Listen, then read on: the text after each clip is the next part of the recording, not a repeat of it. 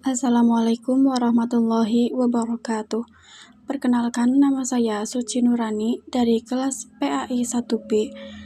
Di sini saya akan menjelaskan materi tentang teori Makkiyah dan Madaniyah. Baik, langsung saja.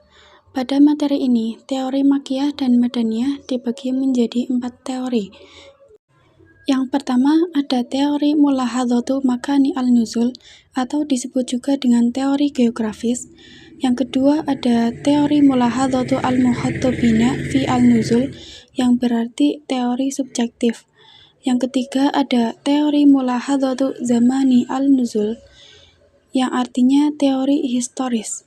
Yang keempat ada teori mulahadzatu ma tadammanat as-suratu yang artinya teori konten analisis.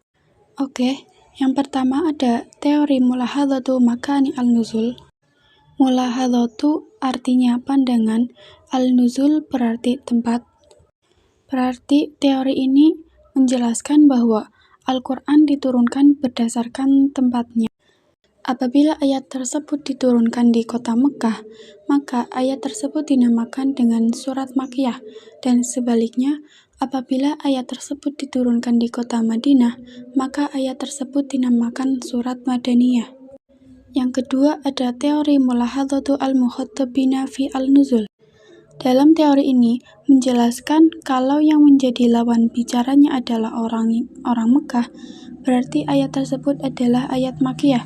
Namun sebaliknya, apabila yang menjadi lawan bicaranya adalah orang Madinah, berarti ayat tersebut adalah ayat Madaniyah.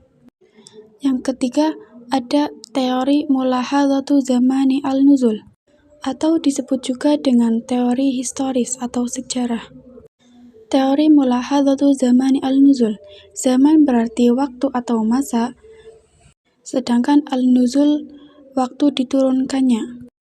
Berarti teori ini menjelaskan bahwa kalau Nabi Muhammad SAW belum hijrah ke Madinah, berarti ayat tersebut termasuk ayat Makkiyah, dan sebaliknya, kalau Nabi Muhammad sudah hijrah ke Madinah, maka ayat tersebut adalah ayat Madaniyah.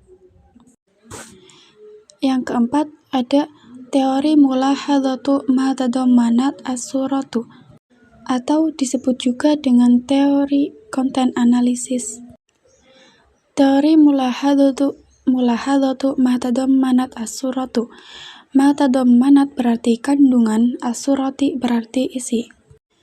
Teori ini menjelaskan bahwa kalau muatan ayatnya berisi yang berkaitan dengan Mekah, maka ayat tersebut dinamakan dengan surat Makkiyah, dan sebaliknya, kalau muatan isinya berkaitan dengan Madinah, maka ayat tersebut dinamakan dengan surat Madaniyah.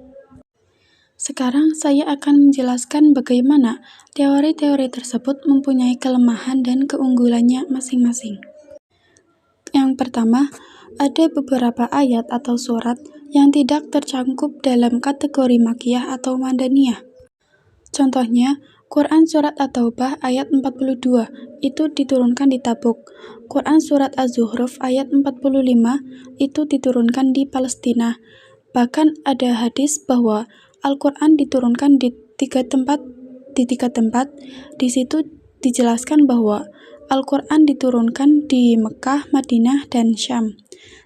Sedangkan di materi ulumul Quran, Al-Quran hanya diturunkan di 2 tempat, yaitu Mekah dan Madinah. Yang kedua, ada kelemahan pada teori mulahadzatu al-muhattabina fi al-nuzul, yaitu tidak semua ayat Al-Quran digolongkan sebagai teori subjektif Makkiyah dan Madaniyah. Karena kenyataannya banyak ayat yang tidak tergolong sesuai ciri-cirinya yaitu Makkiyah dan Madaniyah. Yang ketiga, tidak ada ayat atau surat yang tidak tercakup pada kategori Makkiyah atau Madaniyah.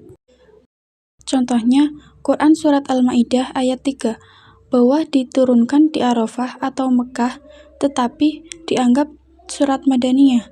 Dan ada juga surat An-Nisa ayat 58, bahwa surat tersebut diturunkan di Ka'bah, tetapi dianggapnya sebagai surat Madaniyah.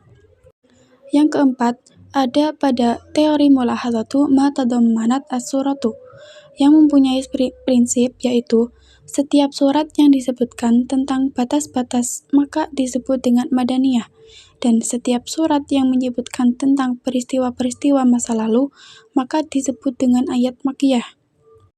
Kelebihan dari teori ini adalah kriterianya jelas, mudah dipahami, dan gampang dilihat orang, tetapi harus mengkaji tafsiran-tafsirannya. Sekian penjelasan yang bisa saya sampaikan. Apabila ada salah kata, kurang dan lebihnya mohon maaf. Wallahul muwaffiq ila aqwamit thoriq. Wassalamualaikum warahmatullahi wabarakatuh.